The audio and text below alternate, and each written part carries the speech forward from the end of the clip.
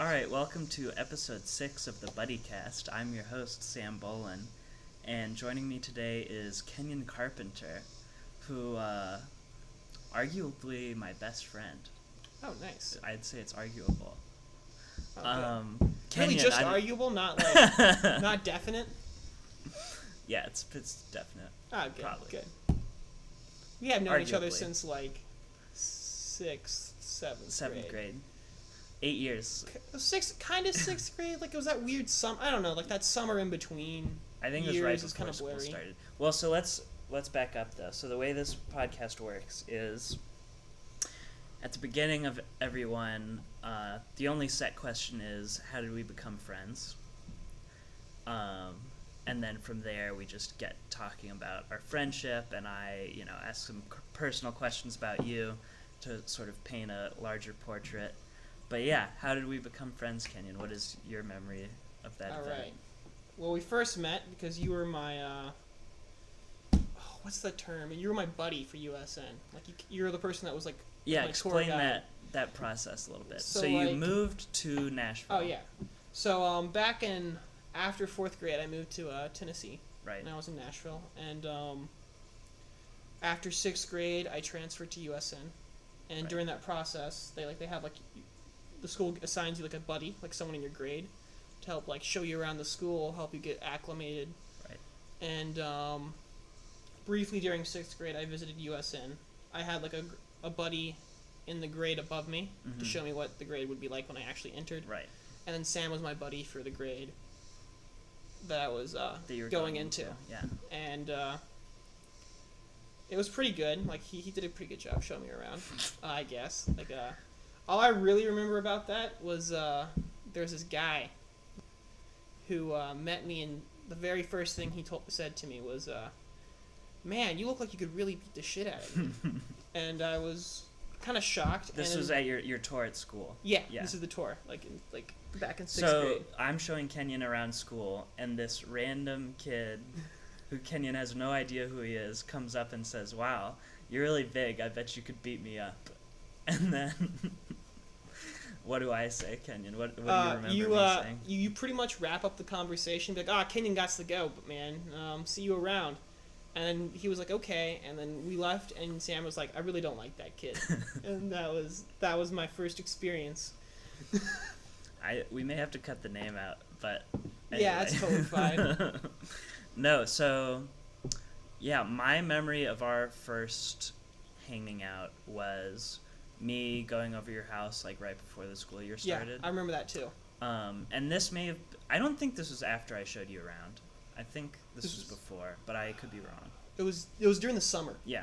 So the I think summer it was before you came to school. Yeah, so I think it was after you showed me around, because I came. You think when we were I in gave 6th you the grade. tour before? Yeah, you did both. There was like both. Like you were, Yeah. you came that summer because I think your mom wanted you to stop by. Also, you were like, you did something like in like the, there's like a weird like first day thing that we did. Yeah, there's various orientation things. Yeah, Anyway, various orientations. my first memory of hanging out with you was, yeah, I was assigned as your buddy, and so I went over your house to hang out with you, and we started to play video games, but I wasn't allowed to play any rated M video games. I remember that. Yeah. So we could only play like the old Call of Duty and Soul Calibur. And you probably beat me at Soul Calibur. I don't remember. I don't remember. It's too I long would ago. use Yoda and like spam his one move where you just like kick at somebody's legs until you win. Yeah. And then you had your friend Cheyenne over, who's like Yes. kind of a psycho. And we wound up playing Risk, which I was not a big fan of. No. Yeah, our friendship definitely started more adversarial, right? Yeah. No, Is definitely. that fair to say? I feel like I saw you and I thought you were kind of weird. Right. I thought you were like sure. really nerdy. Like you're like the Yeah. first thing you said was like, my mom won't let me play rated M video games. I'm like, well, your mom's not here. I'm like, well, I can't play them. I'm like, all right. So then we go upstairs and Gotta we're playing. put respect on your mama, Kenyon. That's true. It's very true. And we went upstairs and we were playing Risk. And honestly, Risk is probably my least favorite board game. Okay. Yeah, that's not quite true. I still like Risk. Like I appreciate it, but it gets kind of repetitive. Yeah. At times. And I've never been very great at Risk. Like, the only thing I'm good at when it comes to Risk is convincing the other players to do what I want them to do, which is basically why Sam lost, is because I was like, Cheyenne, me winning is you winning, and then Cheyenne basically did what I wanted him to do, which just made Sam all types of grumpy. Yeah. Well, and so fast forward to that school year, which is 7th grade. Oh yeah, there you go. And are we partners in chemistry, or it's not? It's biology. Were we partners, or were we just like next to each other? I sat next to you because you were the only person I knew. Right. Okay. And you were kind of like neutral initially. Right.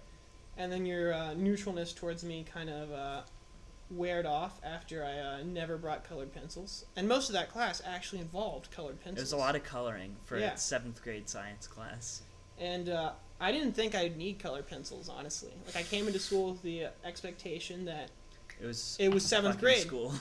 and I didn't need the color anymore. But all of a sudden, here I am, and I need colored pencils, and I didn't buy any. So I was just like, well, this guy sitting next to me that I know has colored pencils, so I borrowed Sam's pencils. And by the end of the year, it was no good. Yeah, I don't know.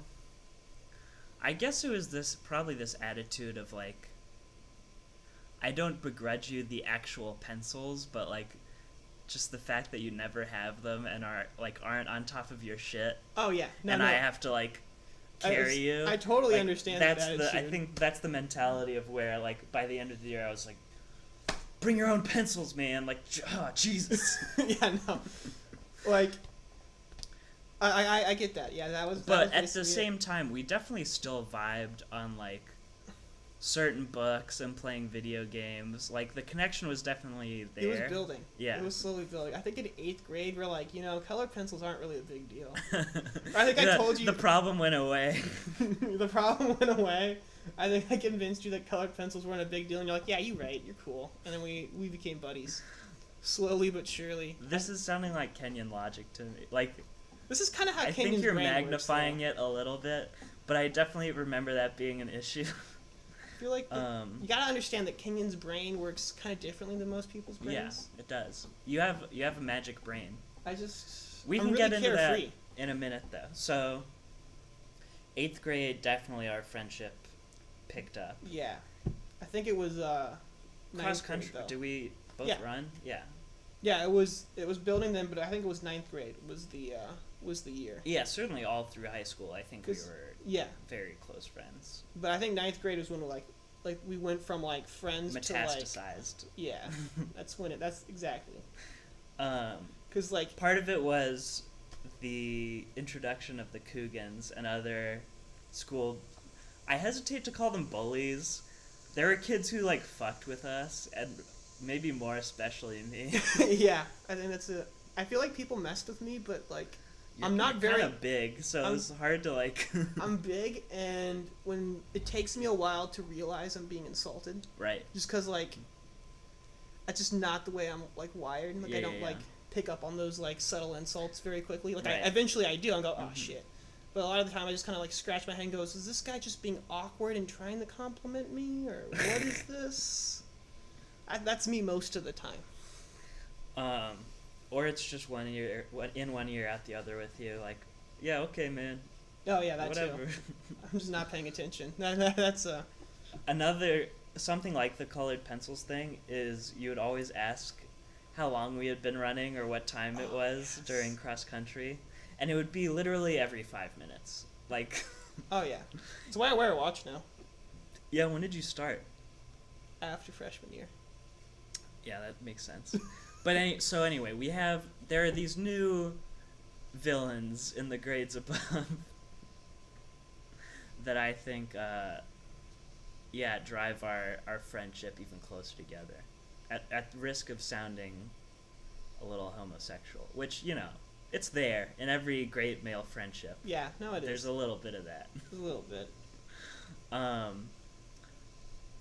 Yeah, man. I mean, do you remember any other major events in high school relating to our friendship? I mean, it was just like a steady build-up. Yeah.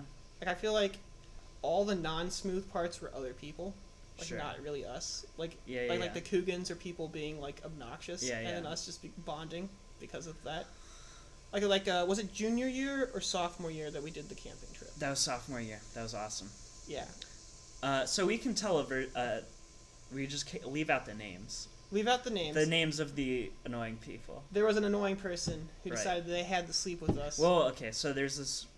You have to set the stage first, Kenyon, because Alright, these people don't know.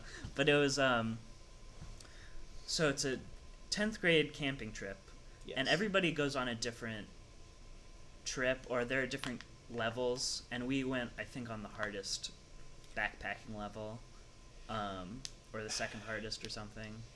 I don't remember. Like, it was kind of unclear. Like, I feel like they advertised it as the hardest, but I feel like it didn't end up being the hardest. if that Yeah, makes I sense. mean, whatever it was. It was Yeah. overnight backpacking. Yeah. And it was a very cool group.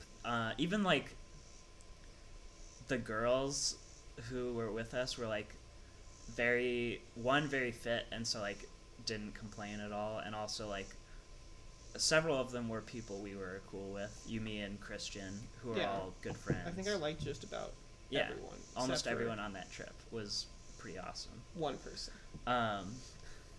And so anyway, I think it was the first night we make camp, and you, me, and Christian, who are hardcore boys, like, down for whatever, we're like, oh yeah, man, we're gonna have a tent together, it's gonna be sick, like, it's like a sleepover every night for a week, and then this other person who we all tolerate, but is not, Yeah. the most fun, comes up and starts complaining about how we're excluding him. Yeah. And I love how it was purely driven out of, like, most likely it was, like, the fact that- homophobia. exactly. Yeah. Because he was... Well, so, yeah, the other tent of boys is to two of our friends, one of whom is gay and one of whom is not. And it seemed, I don't know how we picked up on this, but both of us were like, do you just not want to sleep in a tent with the gay guy? Because, like, all the rest of us love this guy. Like, think he is It's because... the best. I think it's because he really doesn't like us that much. Is the thing. Like, he didn't like us enough to really try. The awkward kid. Yeah. Yeah. Like, he didn't like us enough to, like, really, like, I don't think he liked you or me enough to want to be in our tent. I don't Is know. that true? I know he certainly didn't like me enough, because, like, I really didn't talk to him. Right. Like, he was in conversations with some of his other friends that I was friends with, and we'd interact. Wait, in who that are we third talking party about manner. right now? The not cool guy. Right, yeah. Well, I mean, no. And so, whatever. And Christian, And cool is in, like... our buddy. Yeah. Christian, who, to his credit, immediately saw what was going to happen, just jumped ship and went with the other tent, because he did the math, and it's like, all right, there's 2 cool guys in that tent, and I don't get to sleep with Kenyon and Sam, so I'm just gonna make the choice. Yeah, And it wasn't quite immediate, but no, but like he saw Yeah. the way the winds were blowing, like after round 4 of rock paper scissors, it was pretty obvious. So anyway, we have this other kid in our tent during this trip, who is like, it's not like we're actively hostile or anything, but it's No. just like a little annoying. Just a little. And Kenyon, you read aloud from Game of Thrones, right? Like, Yeah, I was sort of to mess with him. I was at one point in the trip, I was reading Game of Thrones, and I started laughing because, like, I got to a scene that was just one of the mini scenes that was like sexual and kind of over the top. Yeah, way over the top. And I was just like, this is funny. So I showed Sam, and Sam started laughing. Yeah. And of course, because the other guy was there, he wanted to see it too. And I was like, and then, I was kind of annoyed because, like, I didn't really want to show it to him. Right. Because, like, I didn't know him that well. But, like, so I decided just to be kind of playful about it. Yeah. No, you can't read this. It's a little too adult for you. And he's like, no, it's not. I'm like, all right, how about I read it out loud? So then I read it out loud. Yeah. And it was, I think it's the scene where Sam has sex with Gilly for the first time, like the wildling girl. Yeah. And it's like, I don't know if George Martin has had sex before. That's a joke, clearly, but it's like her describing her gooey wetness or something. Yeah, I don't think he does a great job. It was sort of a. It was hilarious. And over the top. It really was. And it made this kid like really squirm. But he laughed too, so it was like a mix. Yeah, definitely. But Kenyon, I noticed that about you, that if you're presented with the choice between like doing nothing and responding, a lot of the time you'll choose to like not respond to whatever the annoyance is, whether that's out of ignorance or just like you have a pretty thick skin. But when something demands a reaction, you usually like overact, which like I think that's a great way to be. It's like, okay, I'm not gonna like respond to any random bullshit, but when something really ticks me off or I find something really funny, I'm just gonna go for it and be like over the top and ridiculous, which is kind of that's part of your philosophy. Yeah, no, it is. Do you remember when that started or what that? Oh, since like school. Yeah. Like, I don't. Yeah, really since just the beginning, okay. Honestly. Since I started interacting with other kids and just meeting people that bugged me. Yeah. And meeting people that were like, that I saw and was like, this guy's awesome, I'm going to hang out with him. Yeah, right. And that was just sort of like the beginning of it, of just me interacting and trying to deal with lots of like annoying people. Yeah, well, you very rarely do something part way. Yeah. No. Like, you're either doing it or you're like, nah, man. Yeah. Yeah, which I really admire. Like, I think that's a key Kenyon tenet. You gotta go all the way. You gotta have it. Yeah. I think part of this interview is gonna be trying to figure out what your like life philosophy is. Do you have one? I do. Like a conscious one? Yeah, kind of. I feel like a lot of the time it's like instinctual, but yeah, what is your philosophy if you have a definite one? I guess like the short, quick one is I'm gonna. Oh yeah, it's right there.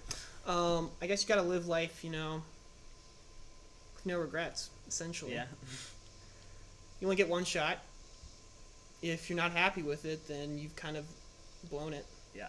So, that's sort of the main focus, I guess, or like philosophy of like how I live my life. I guess I've created my own like moral code and whatnot, but yeah, that could be like another story. 'Cause that's sort of a. Yeah, I think your moral code is not as surprising as maybe just your overall attitude is, or there's a zen of Kenyon. Yeah, no, yeah, I guess I could see that. You seem to derive, maybe it's not pleasure, but a certain satisfaction from, like, chaos and misery. Like, if you're presented with a lot of work, you don't panic. You're just like, okay, I guess this is my life now. Like, to talk to me about this school year, it ramped up quite a bit, did it not? Oh, yeah, it did. This is your junior year yeah. at Lehigh, studying chemistry. And you recently made a new choice to go to med school. Is that correct? That was started this year. So talk to me about that. Yeah, it was a lot of work. Sudden, a whole lot of different things I had to finish and do. And none of them were really that fun. But, like, I did it. There were a lot of teachers that were either just kind of mean when it came to grading. Yeah. Which you've had problems with in the past.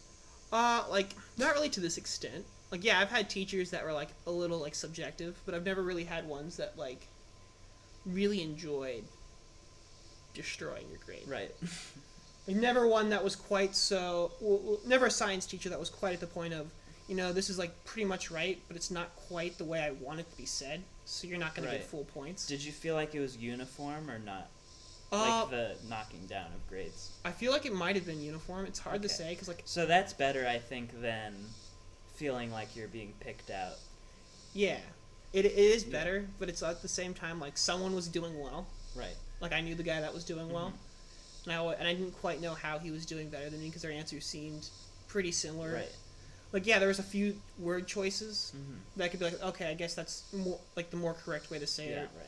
But like, it didn't seem like so different to be like 20 or 30 point difference. Sure. Yeah, there's a time when you and I were in the same history class, and I think when it started, you were doing better. Yeah, in the first class, semester. which was surprising, just because, like, not that you're not smart, but, like, I always went so super hard Yeah, I at think school. I honestly think the big difference between the grades between you and me was the fact that by high school I think I had gotten like at middle school. Yeah, I was a goofball. Yeah. But by high school, like it was clear to me that this was the time I had to get good grades. Mm-hmm. But I think that well, one, you're an English major. Right. You've always been a lot better at writing than Sure. I've been, and a big portion of most tests is writing. And I think Right, especially in history. exactly. Yeah. Oh, that's what I meant to say. Right, yeah. But yeah, you if you don't know how to write well, if you're not good at like taking a lot of ideas together and quickly coming up with like a thesis or a paper, Mm-hmm. you're not going to do well in history course. Sure. Especially like an AP. Yeah. Because that's a big chunk of it. Yeah, I think the first semester, that's just stuff that like I've been doing, like studying and like looking at for like a very long time. Like, for fun. Yeah. Like, all the time. Yeah, like I guess I should mention this. History is kind of like That's your shit. that's my guilty pleasure. Like when I should be working on chemistry or doing homework, I'll like You just look up stop dates. and start not dates. I hate dates. But I'll like start watching some documentary about some war Right, or sure. something. Like military history is that's just the class that I've always just Mhm. enjoyed. But yeah, early American history was just my jam. Well, so there was a point when it switched.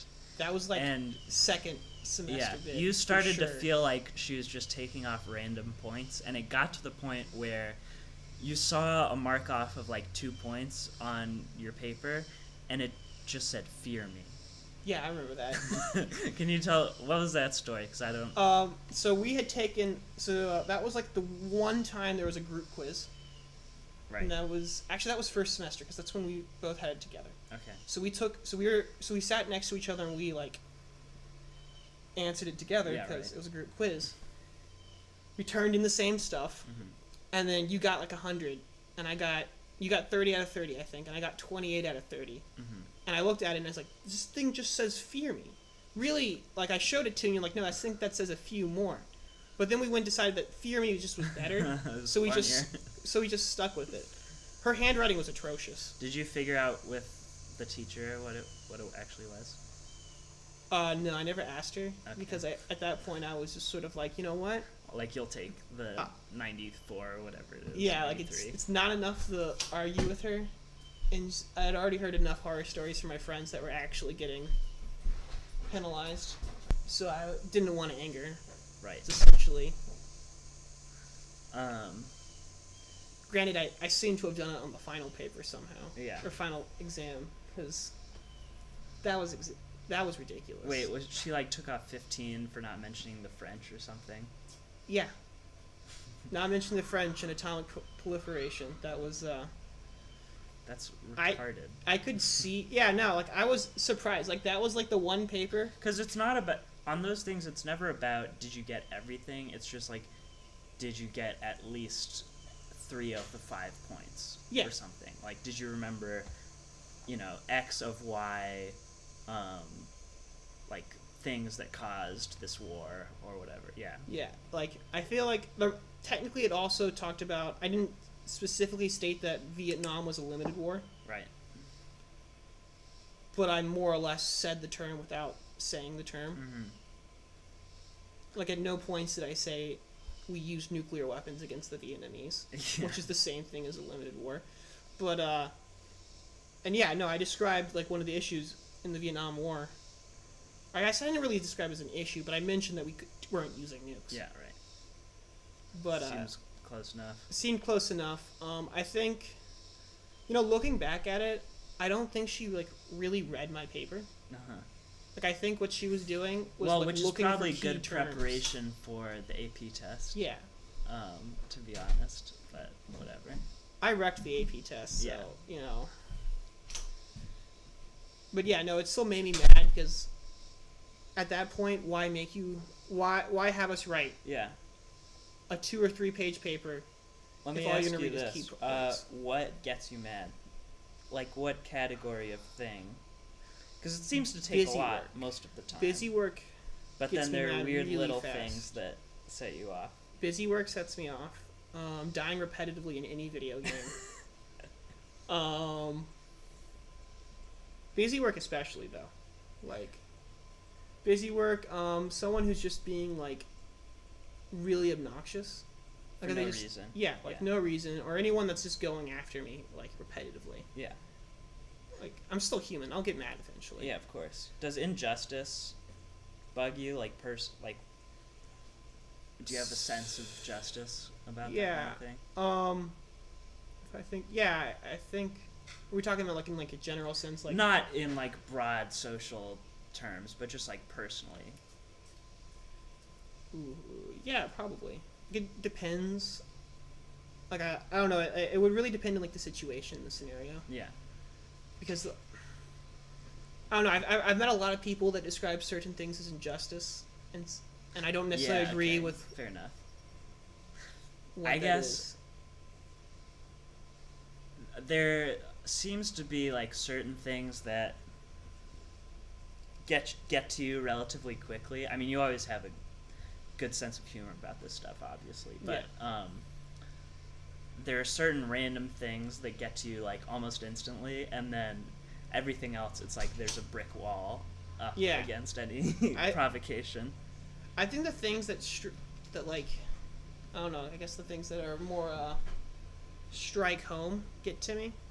Okay. If that makes sense. Like anything that kind of hits some of the stuff, like sixth grade. Yeah, no, 6th grade. Like I was bullied like throughout, like pretty constantly. yeah, almost entirely, like And this is entire at year. Korean, Yeah. where you probably never should have been in the first place. I don't know. Oh Is no, that no, how you feel about it? no. I was definitely a place I should have been. Okay. Cause like it like by 4th grade, I was able to write, which that's really slow. Like that long, like that's a long time period to get to the point where you can feel like you can write a paper and have someone like be able to read it and grade it. Right. So no, I definitely think I should have been there. Mm-hmm. There are things that were annoying about it, like I think their science and history programs were kind of ridiculous. Well, I guess before we get into this, how would you describe Kearney Ingram? I'm really glad that I went. No, I mean just literally what kind of school? It's like a So it's basically a school for people with behavioral or learning disabilities. Yeah. Of some sort. Sure. And you're primarily dyslexic. that why was you're there. the early diagnosis that I had when a long time ago. That's what my parents at least told me, that I was dyslexic and I had ADHD. Right.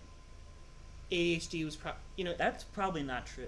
the ADHD, honestly, I'm pretty sure people just overdiagnose for it, Yeah. and especially at the time when I got diagnosed for it. Yeah, it was kind of all the rage like 10 years ago, I guess, to Yeah. diagnose ADHD. So So anyway, you quickly moved moved away from from that. Ohio yeah. and come to Nashville, Oh, okay. and you Actually, wind up in this This school. is kind of. I guess I should go here. This is like kind of formulated my whole outlook and personality. Okay, so this is back important. back in Ohio when I went to another school for like a similar reason. Yeah. Springer. That was more specific for ADHD and my dyslexia. I guess I kind of like it was really easy for me, so I never really tried. Like the only Okay. parts that were hard were maybe spelling, Sure. which I Yeah, just makes didn't get. sense. Spelling and writing, I didn't make sense, but everything else was just a joke. So most of the time I was just bored. Yeah. Because I forget when it happened, but at one point my dad decided that whatever math I was doing in school was stupid, Yeah. and he was going to teach it all to me in one summer, and he did. And it was So you get up to what, like long division or something? I got way past that. I think I got into like early algebra Wow. with my dad that summer, And In like 3rd grade or something? Or... It was like before that. Wow. I don't remember. It was something. That's it was awesome. Yeah, I'm glad it happened, but at that time I think I was pretty miserable Yeah, sure. because my dad is He's a taskmaster, I bet. he's just not a patient fellow. When he thinks you should understand something, like he's more mellow now. Yeah. Oh, Like, yeah, definitely. I think at that maybe he'd be kind of similar to you when it comes to like Right, yeah, I can see that. very little tolerance for what he sees as just being ignorance. Mm-hmm. And especially at that time, it was just very taskmaster like. Mm-hmm. I would be in the room with him. I wouldn't be allowed to leave or go outside until I had accomplished what he thought I needed to accomplish. Wow. That's like Tiger Mom type stuff. Yeah, no, it was. He was like, you need to learn these things. They're not teaching you in school. So here we go. And a lot of it was without a pencil or paper, so I had just to do it in my head. Because I had to be able to just like recite it like instantaneously. And we'd go through like multiplication and division tables until I could say all of them like just like that. Yeah. And yeah, that was miserable. Because when I was a little kid, like what I did, since I didn't really have a video game station or anything like that. Growing Like up. we had a computer, and my dad played a lot of video games on it. Yeah. But it wasn't until like I got older. And even then, I was much older before I was able to appreciate any of those games. Mm-hmm. Like I think the only video game that I played on the computer, sometimes my dad would play Axis and Allies with me. Okay, yeah. Which is a board game anyway. Yeah, but there's like a computerized version, Yeah, so it right. saved you the time of having to set up everything. Another thing that we did was, I think by 4th grade, one of my friends bought me a medieval Total War game. Mm-hmm. Like the first one that ever came out, and I played that a lot on the computer. Right. Yeah, I remember my dad doing some stuff like that. I don't think it was as severe, but he's a finance professor, so he definitely taught me some algebra pretty early. And I was crushing. I mean, it's addition, subtraction. Like, arithmetic was easy back then. But I remember one time, I think I like asked him for extra work, or I asked to write a book report for him, or maybe he asked me for one. I don't remember, but I like got halfway through the book and decided it was dumb. Like the whole project was just dumb, and so I wrote like a crappy report because I didn't care. And my dad gave me like a C- on it, and it was like when I was 10 or something. Probably before that, like when I was 8. And That's I, like, funny. That's one of the few C's I've ever gotten, I'll tell you what. With my dad, he never gave me grades. It was just he'd yell at me. Yeah, that's good. I like that system. He'd get like really mad. This is really the beginning of an anime movie, I think. And no, it is. I think it's a good way to summarize my life, actually.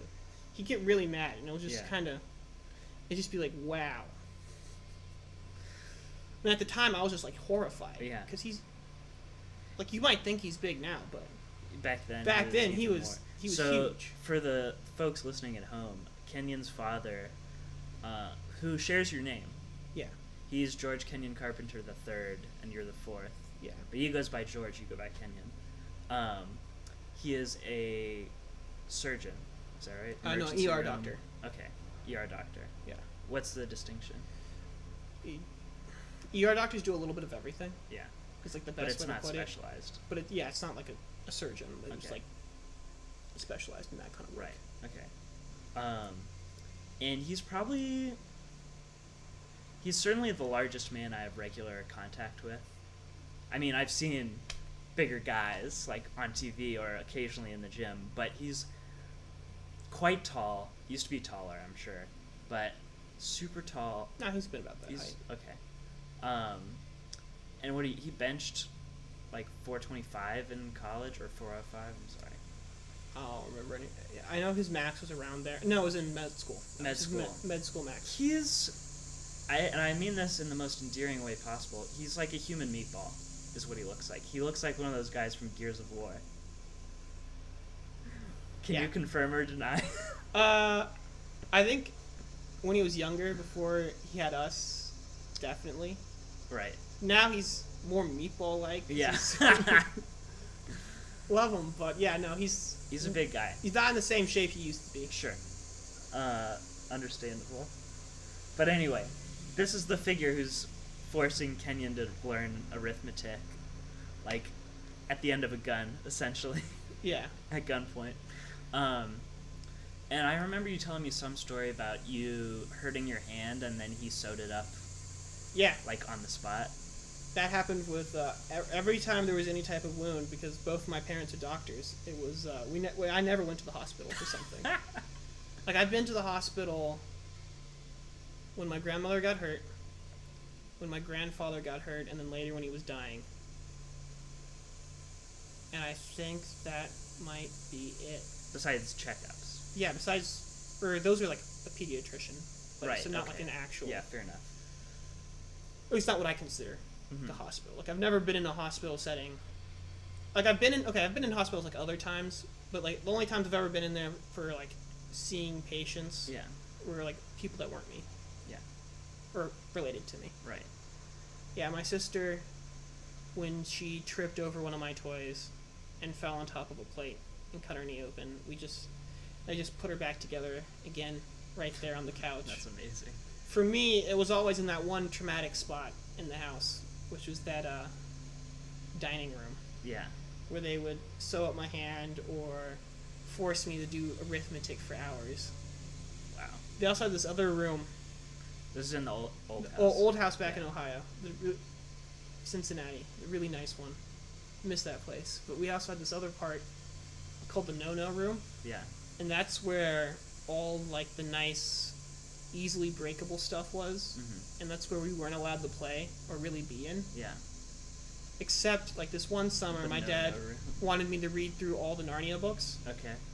and this was back when I was just couldn't spell or write at all. Yeah. Reading was still pretty hard, and he just like handed me like the first one, which was like the Sorcerer's Apprentice. Was that the first? Magician's Nephew. Thank you. Yeah. Yeah. That one. Synonyms, basically. Synonyms, yeah. Magician's Nephew. Wow. I remember sitting there on the chair just being miserable, because I thought that was like the most boring book I've ever read. Yeah, I At don't the like time? that one so much. I don't think it's very good. And I was just reading through it, and I was like, this is terrible. My dad's like, he's like, that's not very good, but you just gotta finish it, and you can read the other ones. Amazing. And I was just like, So in that one moment, he's actually teaching you a lot. yeah. He's teaching you, one, how to read, and two, that sometimes to get to the good stuff, you have to wade through the shit. I think the funny bit about it, though, is I never finished it. Amazing. I don't think I It ever was just got... like he decided that afternoon you were going to learn a lesson.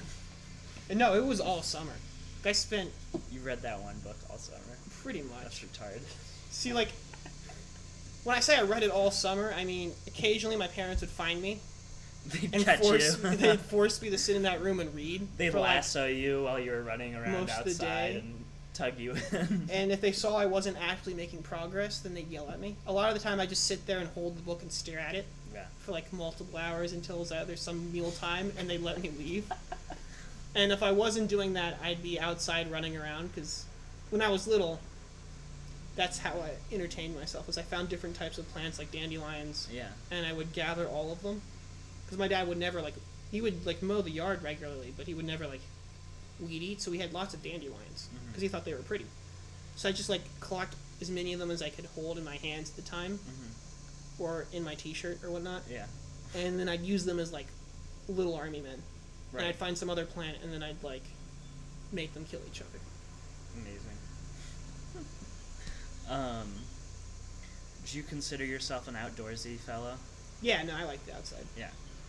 I've definitely preferred the weather in Ohio. Right. It's pretty hot here. Yeah, I think it's the humidity. It gets hot Right. in Ohio, but it's more the humidity and the fact that I'm kind of cold. I really like the cold. I didn't know that about. I thought you weren't that into the cold. My parents... I guess your family is from the frozen north. Nah, You we're go back actually far enough. Tennessee. Oh, yeah. Back far enough, I guess. Yeah, no, they doing crazy All right, stuff. we're back. Oh. Kenyon, have the seat. All right, coming back. Yeah. We thought we were picking up some lawnmower, but I think we're okay. So yeah, you're talking about the outdoors. Yeah, You I like the outside. ran around a lot as a kid. And what was that all about?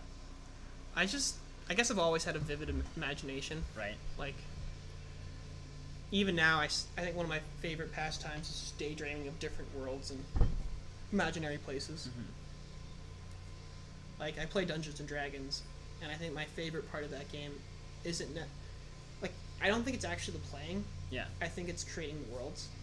Yeah, I Like- understand that. Like, Well, and it's the prospect of somebody's gonna see this. yeah. Scoot in a little bit here. Yeah, sorry. But yeah, it's like running the worlds. Not as great as playing in the worlds, like Yeah, definitely. because like when you play, you kind of like create a character and you flush them out. Yeah, I think the fun for the DM definitely comes in that creation. Yeah, phase, no, that's or a lot of it. honestly most of it. When did you start playing D&D with your dad? Actually, probably in Ohio, Yeah. very loosely because my dad's friends were really adult Yeah. in That's just about every crazy. way. Like I remember there was a story that my dad told me later why he didn't let me play with them Right. because they had like my dad's worlds are really brutal and nasty. And at your one- dad's friends will get blasted playing D&D. Oh yeah. But this group of people that we knew from fencing, they were really good at dealing with my dad's worlds. Huh. And there was this one guy, like my dad they needed to kill one of my dad's amazing, like over the top warriors. Right. So one of them, who like this one guy who always played female characters, Uh-huh. decided that what he had to do was he was just gonna seduce him. Right. So he did. Uh-huh. Roll for seduction. as he brought the samurai out into the alleyway, and they were like, the samurai was more or less raping him, or Mhm. her, I guess, on the wall. Mhm. The rest of the party came up behind and stabbed him in the back Wow. during this process. Amazing. But it's also why I never got to play D&D when I was in Ohio, because my dad did not feel comfortable DMing Right. with these scenarios going on. Yeah, with so I'm younger really. me. So when did your dad decide you're old enough to like rape and murder in fantasy land? I don't think he ever really did. Like I don't think he really. Okay, now definitely he doesn't care. But it was a long time before he got more comfortable with that. It's just the people that he plays with in Tennessee Uh-huh. are slightly more tame Okay. when it comes to rape and murder. Right. As you've probably noticed, like Eric has kind of strong moral principles. Yeah. Bruce kind of cares. Right. Or actually, no, he cares a lot. Eric and Bruce. Clark would probably take some offense at it. Mm-hmm. Maybe not like in real life, but Clark's characters would. Yeah. Right. Yeah. I'm just so. Do you have a memory of first playing Dungeons and Dragons? At one point, he let me play because when I was little, I kind of liked collecting like the miniatures things because Yeah. like people would just give them to us, and I Mhm. always thought, which little boy doesn't like toy knights and Yeah, right. monsters? Love those Totally. things. And at one point, I had like a decent amount of them, and I kind of wanted to play with my dad and his friends. So he let us play, and he let me make a character that was some werewolf gnoll monster thing. Mm-hmm. And I had some troops, and I killed everyone in his party. And that was it. It was just like a thing where I had a little Amazing. army that I was So you controlling and fighting originally- the other party members. That's crazy. And the only reason I won is because I killed their healer in the first round, Uh-huh. because I just had everyone shoot at him. And so then they were done. And then They were from there, I cooked. slowly destroyed them all. And this is when you're how old? Ooh, like Ohio or Tennessee? Ohio. So Okay. I think this was like 4th or 3rd grade. Yeah. Whatever age That's amazing. is 4th or 3rd grade. You killed their entire party. Yeah. Are they pissed at you? No, they thought it was hilarious. Yeah, it is funny. They were laughing. The one guy was kind of mad. Like the one crazy guy. But at the same time, he liked me enough that he wasn't really mad, but he pretended to be mad, I think is the better way to describe it. That's nuts. Just because I killed him in the first round, Yeah. and it was like a 10-round battle, so he just kind of sat there for the rest of the game. Yeah, I've been that guy. I was that guy yesterday, basically. At least you got pretty far. I also knew what I was getting into. I was playing as a priest, Yeah. which traditionally those are Christian priests in Dungeons and Dragons. but I decided I worshipped the Raven Queen of the Death Domain, and so I was mostly cool with the party, and I've played this character before, Yeah. and committed atrocities, but never against other party members. Oh yeah. But I decided that I saw my chance when we were like in a castle's cave basement or something, like Yeah, basically. and we had accidentally opened a portal to like another plane, and there was a god coming through, like an evil death Destroyer god that of would worlds. destroy the world. Yeah. But he had sent his emissary first, who we were fighting, and if we killed the minor god, then we would have a shot at like putting all the crystals back in the right order and shutting the portal. But I decided this was my best chance to support the Raven Queen and send her some new souls. So I decided to take the side of the minor deity and see if I could kill the entire party.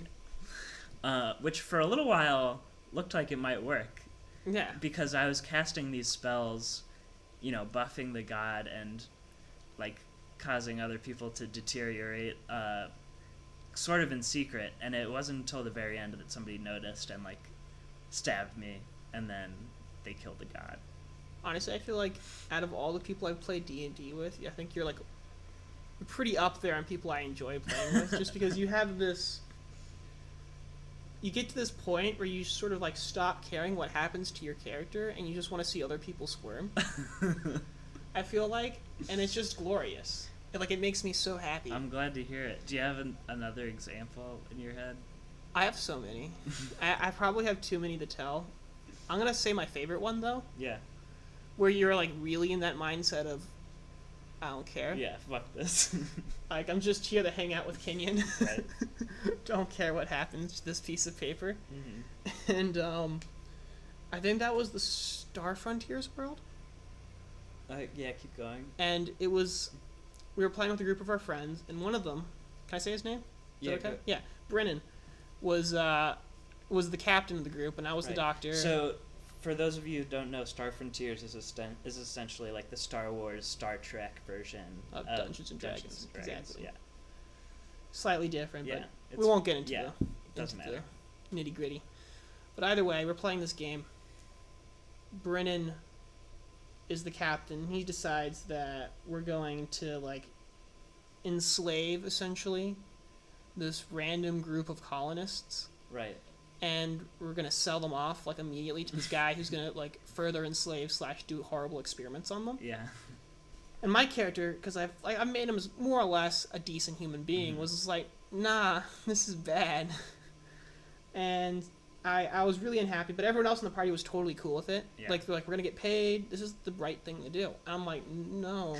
I feel like a lot of those people we play with, like, playing Dungeons and Dragons is their only chance to be edgy. Yeah. So they just... But anyway, go ahead.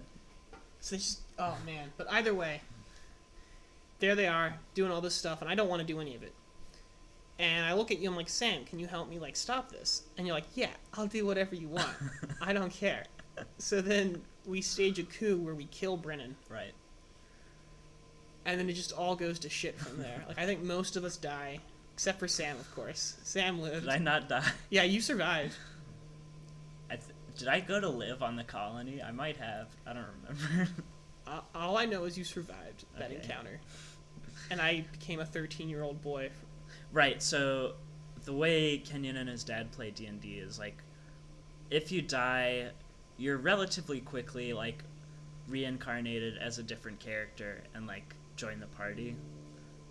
So yeah, you come back as this 13-year-old boy. Yeah, that was terrible. Who's really into computers and robots.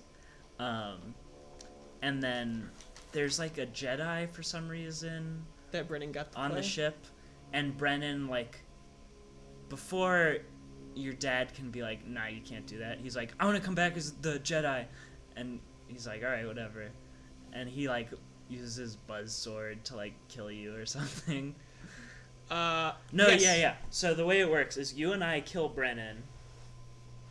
Brennan goes, man, that's not fair. Comes back as the Jedi. Not quite. kills you. Not quite. No? No.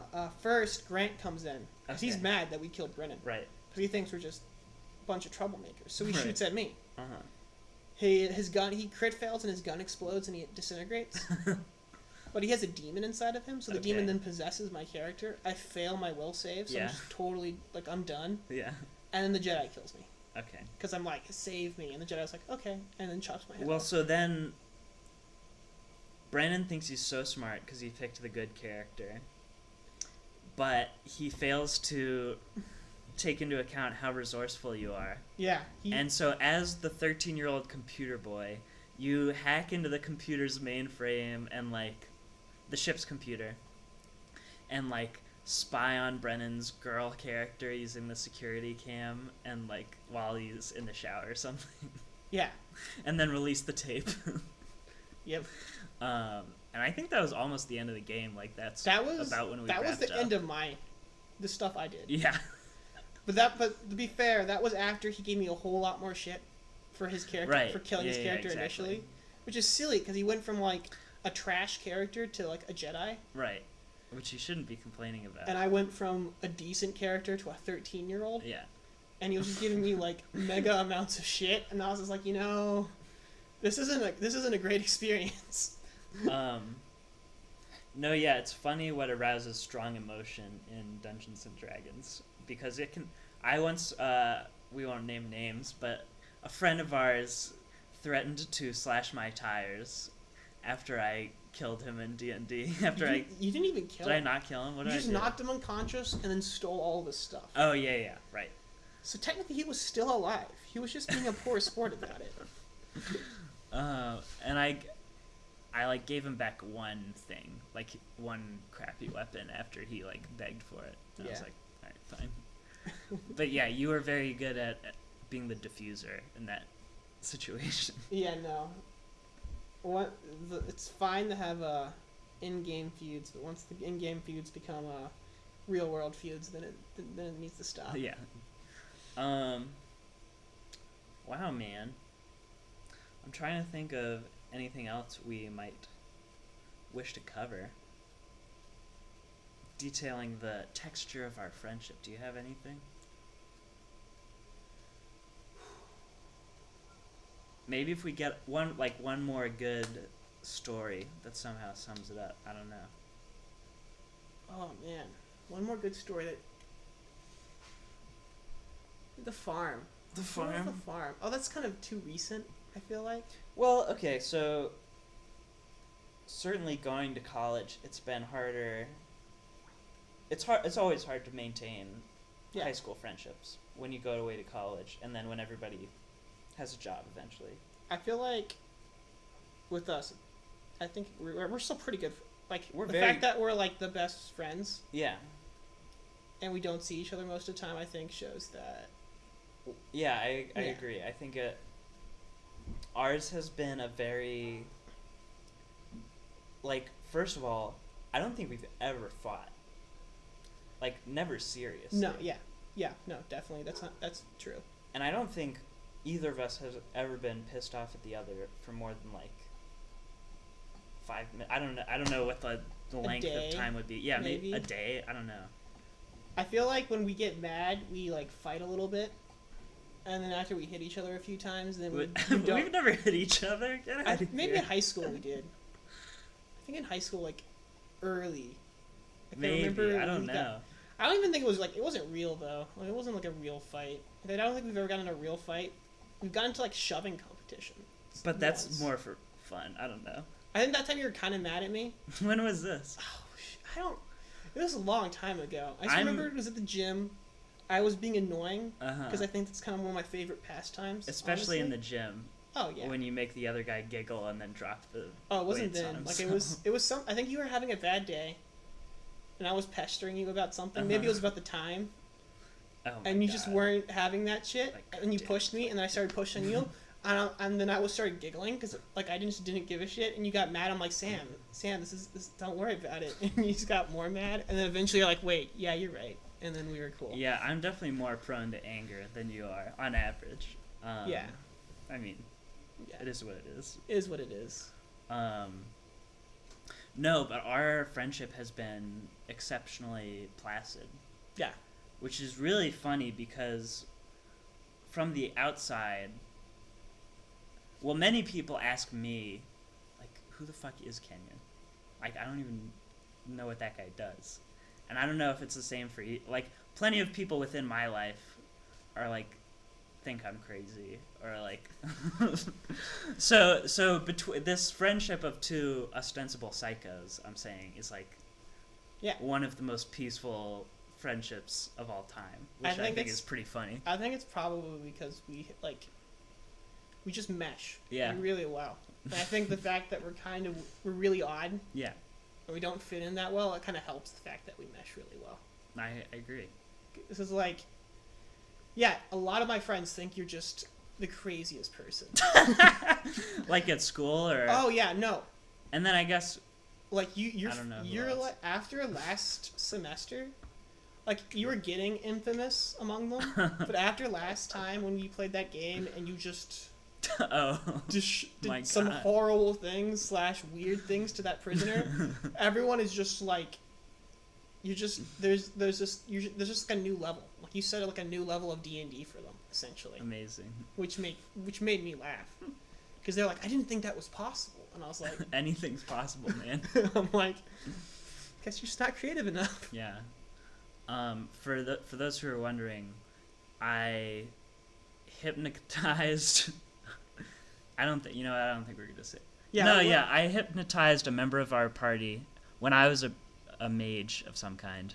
Yeah. I hypnotized a member of our party to fellate an enemy soldier, who then revealed some information we needed to know, and then I tickled his cornhole with a dagger, and then proceeded and then ended him in the same location. With the dagger. Well, Kenyon, I think that's a great ending point. Yeah, I think that summarizes BuddyCast. BuddyCast, yeah. I'm glad we're friends, dude. Yeah, same here.